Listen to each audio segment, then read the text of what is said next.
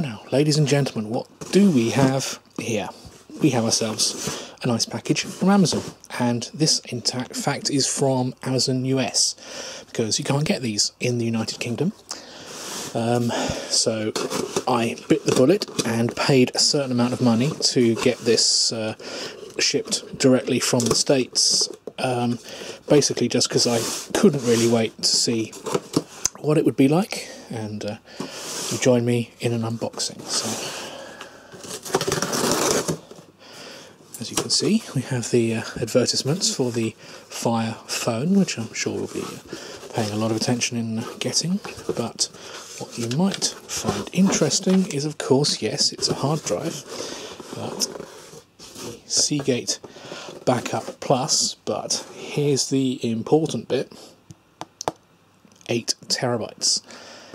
Surprisingly heavy, actually, but these literally were released about 3 days ago. The Seagate have got a new range of 8 terabyte drives, which, unlike the Hitachi range of the same size, is perhaps not marketed as being the fastest drive in the world. It's more sort of like making a play in terms of being a big drive, very suitable for archiving, very suitable for backup, perhaps you might say. And as a result, they're not really charging a premium price for it. As it happens, this was $299, which by any stretch of the imagination is not bad. That's a quite reasonable price for a drive of this size. As you can see, obviously it's a USB 3 connected drive, and I'll be giving that a bit of a test to begin with. But obviously, as if you've seen like my one of my previous videos, what I'm interested in is perhaps not quite so much the USB enclosure, but the drive that's actually inside. Now, looking on Amazon.com, Seagate's availability for the actual raw 8 terabyte SATA drives is not until the middle of February, not until the middle of next month. But say for January, they're making it available in the USB format, and I'm thinking like, well, you know, I'm pretty sure I can take the case off that and get ourselves into the SATA drive and give it another spin, see if it works in the Drobo. But first of all, I mean, clearly, you know, any warranty, you know, is going to be absolutely out the window when I do that. So first of all, we're going to unbox this and give it a try, basically as a normal USB hard drive. Try it on the computer, give it some benchmarks, tests, and see how it goes before we do anything. But first of all, of course, what we need is a proper unboxing. It would be wrong not to do so in such a... being fortunate enough to get one of these. See what it says on the back here. We have easy backup for your computer, mobile devices and social network sites. I could put all of Facebook on here. Used between Windows and Mac. That's interesting. I wonder how they propose to do that. Yeah, so it's not, there's not an awful lot of information on the side. They basically just say, you know, it's a hard drive, get used to it, which is fair enough. So it comes with the usual Seagate 2-year warranty, which we've seen on their smaller drives of this nature. Now, a lot of the previous Seagate drives that I've deshelled have been I think Seagate, they call them Seagate expansions. I've actually got one of the old boxes about 3 feet away from me, but I can't be bothered to go and check. So whereas this is a Backup Plus, which, if I'm not mistaken, comes with slightly tricksy software that when you plug it in, it'll start trying to back up your files immediately. It's the kind of thing that demonstrates very well. They sell a lot of stuff like that on QVC. They say, oh, just plug it in and it immediately backs up your entire digital life, all of your photos and your social networks and your whatever. Which is obviously very nice, sells very well, and it is a good idea. I mean, the easier it makes for people to get good backups, you know, the better. And 8 terabytes is a nice size for that kind of thing. I mean, it's very unlikely that you could plug this into, you know, most people at home are very unlikely to have 8 terabytes of storage in their computer to start with, so no question of it not being big enough. And this is the kind of thing that, you know, very likely you could actually take around all the computers in your entire house. This could be, you know, exactly what you want. It's not exactly, that's not the purpose that we're going to put it to, but nonetheless, it's I'll say the price of these is certainly right. $299 is very, very acceptable for something for a drive of this size. But as I say, the first question is, assuming there's anything in here, of course, it might just be full of bricks. Let's see what we have. So, this is where I assume the power supply will be. Look at that. Now, obviously, as I say, I bought this from Amazon.com, so I'm not expecting it to have a UK power supply. And indeed, as you can see, it doesn't. That's very much a US power supply. USB 3 cable. Okay, very good. We know what those are like. What I do want to do is have a quick look at the specs on this power supply, because obviously this is a US power supply, and unless I go and find my UK to US power adapter converter, what I want to see on this is what the exact power output is. 12 volts, 1.5 amps. So I am banking on this being the same value that Seagate use for most of their other drives. So let me go and have a look and see. Okay, so this is that 5 terabyte Seagate that I deshelled some time ago. As you can see, 5 terabytes expansion. Let's get the power adapter out of here. This, of course, will be a UK power adapter, which should be much more amenable to our requirements. As you can see, it looks fairly similar. Let's get this open. Oops. Okay, I'll have to pick that up in a minute. That's the... You can see it's almost exactly the same unit. Let's get this out here. As you can see, this is a multi-region power supply. The only difference, as you can see, is that it comes with a set of sort of like enclosed pins, and then you can then bring, depending on where you live in the world, you just slot on one of these plastic pieces. And if you live in the land of Europe, then this is what your power sockets are like. So what you would basically do is slot that in like so, or possibly do it the right way round. No, I was right the first time. That's strange. Oh, there we go. Yeah. So basically, yeah, you would slot that in, and then that's ready to go in Europe. Or here in the UK, we use this rather odd 3-pin arrangement, which will doubtless be looking quite weird to people outside the country. And as you can see, again, it's the same power adapter, but you slot it in, and it plugs into whatever you need. So let's see, just make sure what the value on this is. There you go. You can see there, 12 volts, 1.5 amps. As I say, which if we compare that with this US adapter, that also indicates output 12 volts, 1.5 amps. So this should be just as good as this, although this at least will fit into one of my power sockets and should plug in the same way. So there was a certain advantage in deshelling all of those old Seagate expansions all those weeks ago. So let's see what else is in here though, because I'm sure there's something nice to look at. I don't know if you can see there, just inside the box, you can possibly just see that there's a little RFID tag, just to make sure that well, it's on the shop shelves, that no one runs off with it. We have a leaflet and a quick start guide, which of course nobody reads those. What looks like some doubtless nicely recycled cardboard, and that's how you can tell a Seagate backup drive, because it's got the blue bottom. This is remarkably heavy. That's the thing that really stands out to me, sort of like at the moment, is that there's some weight to this. This is surprising, much heavier than I was expecting. But as you can see, so we have I think ironically it actually looks nicer on the bottom than it does on the top, because so on the top there's not really a lot to see. Round the back, see, straightforward USB 3 socket and slot for the power adapter. That looks like an LED there. Let's say that place. Nice shiny front, and as you can see, nice shiny Seagate logo. So, the thing to do with this, I think, is first of all plug it in, see if it works, do a speed test on it, and perhaps then we'll start seeing if we can take it apart. But before we go anywhere, let's connect our connectors. We have, as you can see here, a USB 3 cable.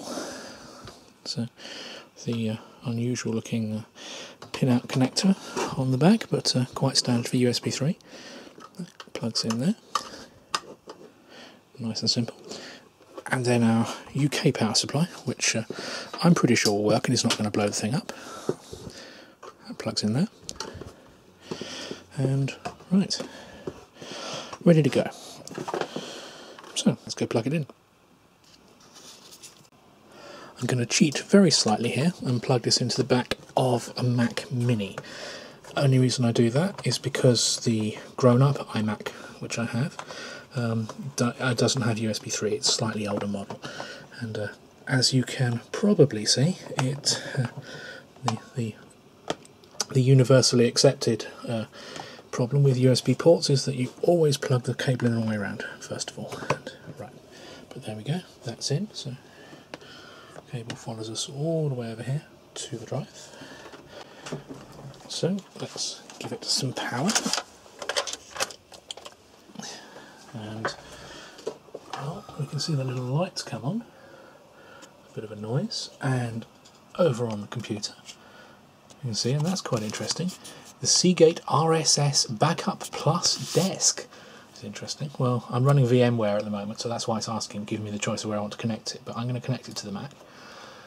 And whatever it's doing, as they say, it's presumably doing it now. We see it having just appeared on the desktop, and presumably I'm guessing that it would normally run some kind of backup software. It would probably spin that up straight away. I don't know. So let's have a look in the Finder. Yes, there we go. We see it. Seagate Backup Plus drive. I see the dashboard installer and a warranty PDF and things like that. So as you can see on the desktop, we've got the dashboard installer and we have the Windows installer. So either way, just for fun, let's put the Mac version of the software on here, see what happens. And, oh, that's very pretty. So what's that saying? Do I press that? Okay. I'll doubtless uninstall this once I've finished experimenting. But product registration, well, I don't really want to do that. I don't know if there's any way to bypass it. So let's register. Oh, a free trial of recovery software. That's interesting. I'm rather alarmed that it's offering me the chance to download free file recovery software, and not even real software, but a free trial at that. It's almost as if they're not completely convinced as to the quality of this product. But okay, so if I exit registration, oh, here we go. It's hidden behind here. Mac only, Mac and PC. Mac and PC requires installation of an NTFS driver, and some applications will not work. Well, that may actually be quite useful, because I think the last time I put an NTFS drive into the Mac, I do recall some kind of unpleasantness about it, like, oh no, it's read-only, you can't write because it's licensing and all that jazz. So that may actually be, that's possibly a useful added benefit. For ease and speed, let's say Mac only. Are you sure you want to erase? How long can it take? It's not that long, surely. And also, I suppose, to be absolutely fair, putting it on... ooh, makes a funny clicking sound. That light, as you can see, doesn't really do anything exciting. It's just on and stays on and does very little else. But okay, we are installing for the Macintosh. And as I say, presumably formatting the drive in Mac format will give us the truest and fairest results from a speed test, which we will run shortly, just to give it a quick check and see how it works. The Seagate dashboard installer. Manage your Seagate storage devices. Enables power management and diagnostics. Well, that's useful. You can always have that. Agree. Install. Oh, do I really have to restart my computer? That's so unfair. Waiting, configuring, writing. The installation. Click restart to finish installing the software. Oh, do I have to? Do I really have to? It's so unfair. It will not let me close without restarting. Tell you what, I'm not terribly interested in restarting, so let's go off instead to the Finder and find our drive, which still seems to have files on it for some reason. Get the information. So, okay, you see extended, 8 terabytes, used 1.8 gig. These files aren't that big, surely. Well, I'll tell you what we're going to do. We are going to run a speed test, because that's just what seems like a good idea right now. Can't get too excited about the speed about this Seagate software. I'm sure it's very good and all that, and we'll come to that later. But target drive. Well, target drive is Seagate Plug Up Plus. We'll choose that, and right, let's see how quick this thing moves.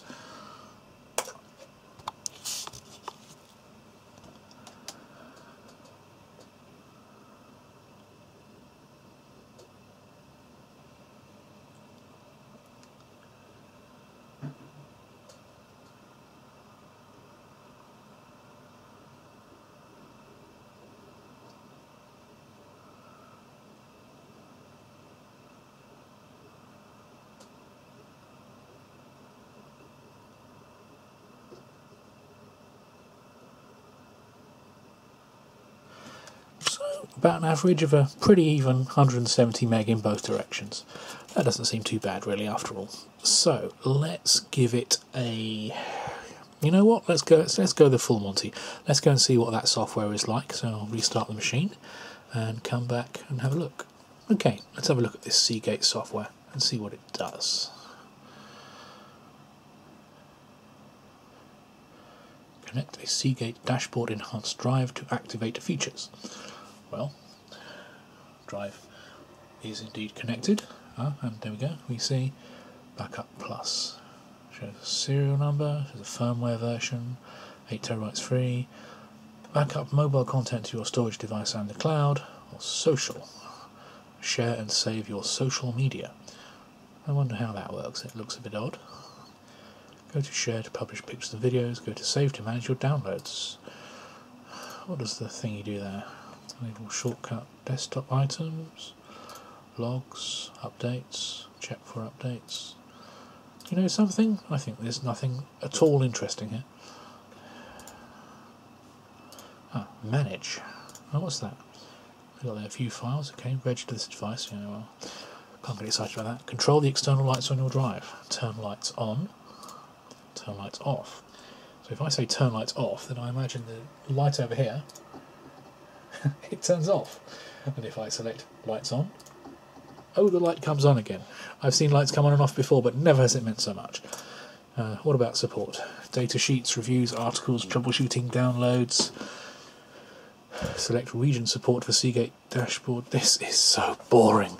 This software is useless, so we're going to close that out and get on with the business of opening up the drive. So, all fun and games, but no more Mr. Nice Guy.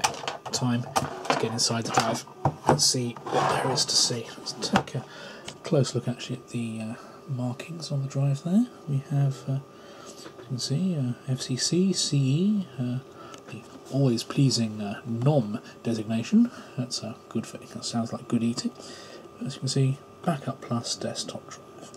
Assembled in Thailand, and, well, all should be good. Now, previous Seagate de-shelling, there was a comment from Mr. Dave, I believe, who said, use a credit card, don't go forcing a screwdriver into it. The way that this case is designed is actually that it looks like all four corners of the black surround go all the way up to the edge, and actually the blue bit, which presumably there's probably a technical term for that, but for now I'll say the blue bit, sort of like, is actually flush. So if I shove a credit card in there, I don't think it's going to do much. So sometimes only a screwdriver will do. So let's get right on it.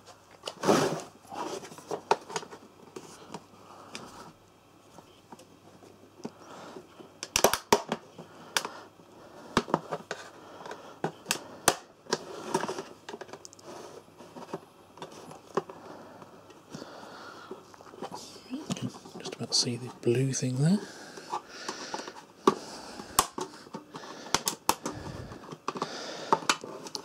I think the warranty is expired right about now.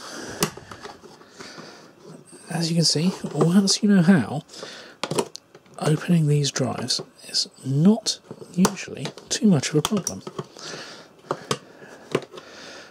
You'll notice I say once you know how, as if there were any kind of means and method behind the madness, but inside, wow. Very impressive, but ultimately rather solid lump of... yes, there we go. That's what we recognise. This is a lot of shielding on this. That's quite interesting. See, we've got these rubber feet here. There's something like that in the older Seagate drives, or the less big ones. There's a quite nice screws here, and obviously a complete metal shielded chassis. So the USB 3 connector will be in there. So fundamentally this is a SATA hard drive, as you can see, and let's take a second just to sample that 8 terabyte goodness. So I think we can unscrew these. Let's get those out of there.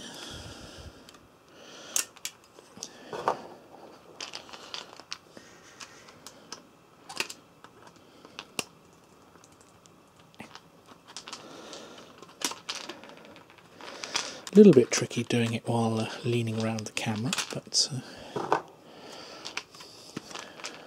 not impossible, as you can see.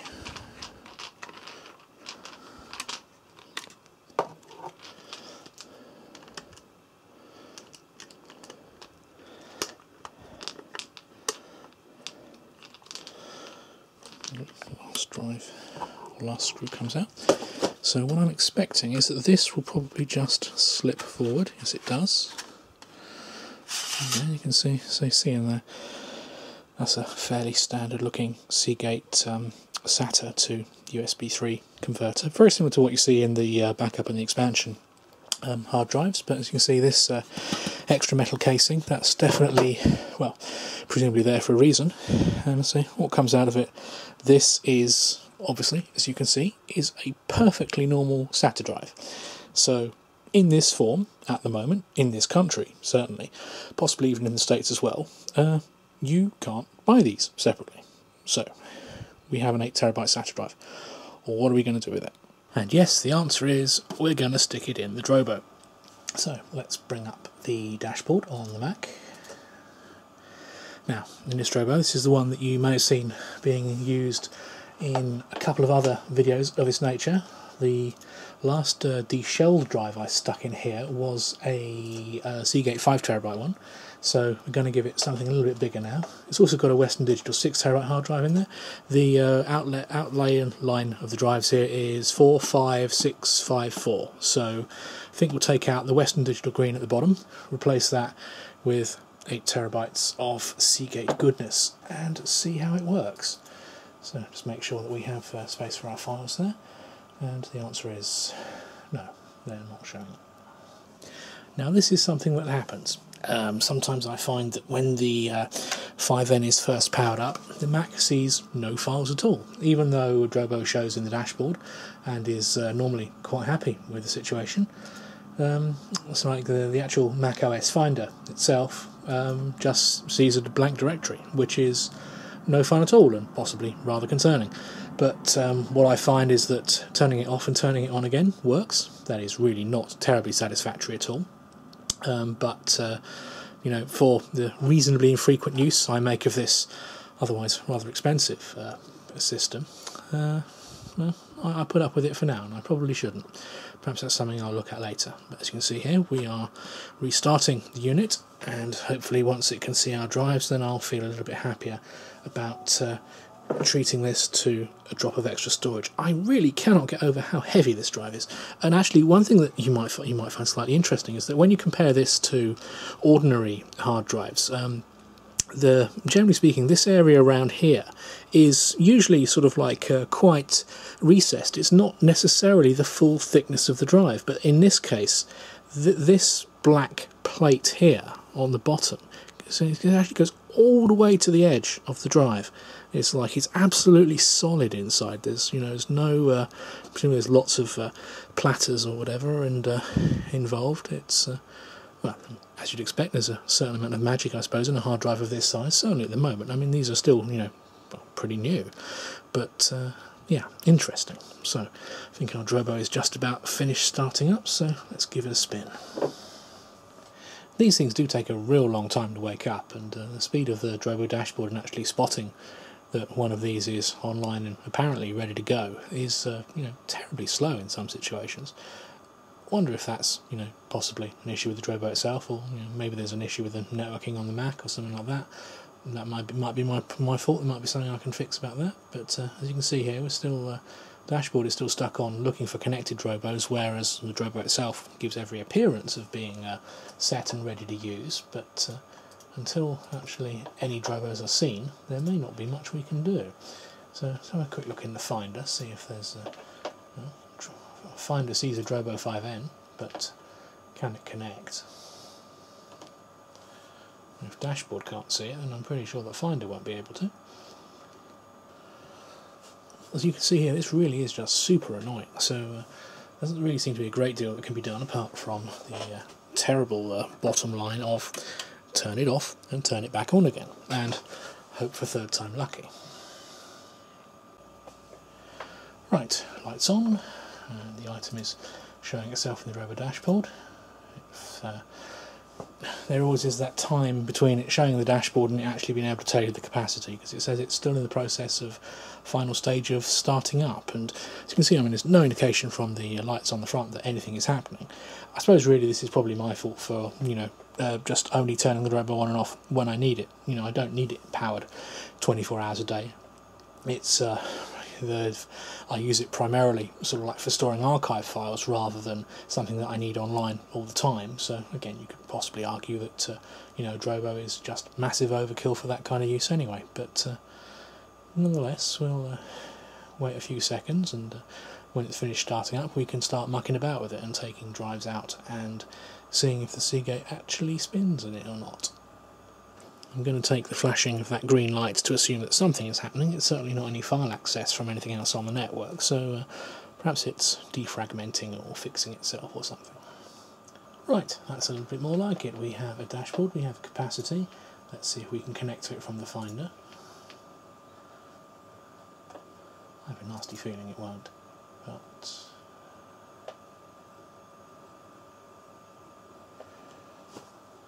at last, it works. Cool, right.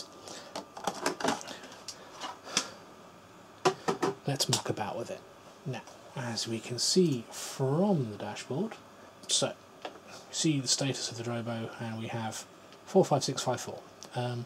That 4TB drive is the Western Digital Green, which for some reason gave a warning on day one, so maybe that's the time to kick it to the curb and replace it with something much larger.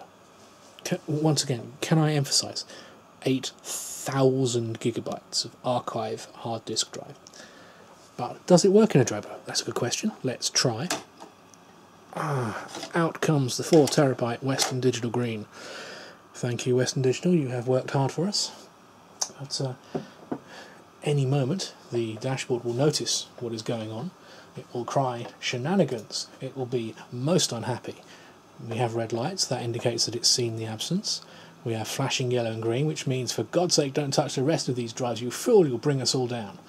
And there you go, we can see the data protection is in progress. So, while it's panicking, let's give it some fresh drive space, 8TB injection of storage, and see if it likes it or not.